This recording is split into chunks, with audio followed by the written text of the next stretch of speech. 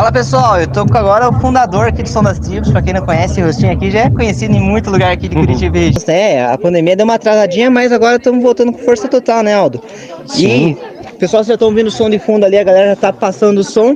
E Aldo, qual que são as redes sociais pra gente poder acompanhar o Som das Tribos, agendar pastores e igrejas que querem que o Som das Tribos vão também na sua região, na sua cidade, na sua igreja? Como é que a gente faz pra chegar lá? Então, as redes sociais tem o Som das Tribos, direto no Facebook, Som das Tribos, só a palavra Som das Tribos. Facinho. Facinho. No Insta é Ministério Som das Tribos, tá? Aí tem o meu pessoal também, Aldo, espaço Aldo, né?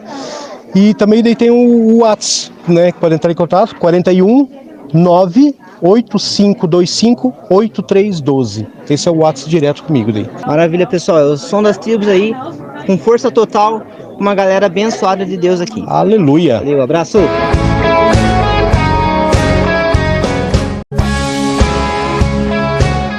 Vocês, estamos aqui com o Ivanei e também com a Daiane, tá? Os responsáveis desse evento maravilhoso aqui da região de São João do Triunfo. Como é que você está sentindo esse feedback? Qual o feedback que você pode dar para o povo que está acompanhando aqui, participando desse evento, Som das Tribos?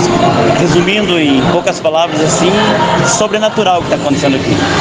A presença das bandas, a presença do Som das Tribos e a presença do mais ilustre Jesus Cristo nesse dia está sendo tremenda. Só tenho a agradecer a Deus, a vocês, né, pelo privilégio de receber vocês aqui. Qual que é o teu feedback? Tá gostando? Tá? A presença do Espírito Santo realmente está real. A gente se arrepia só de adentrar a porta e Deus usa cada um da maneira que Ele quer, da maneira que Ele quer falar conosco. E isso é tremendo mesmo. Maravilha.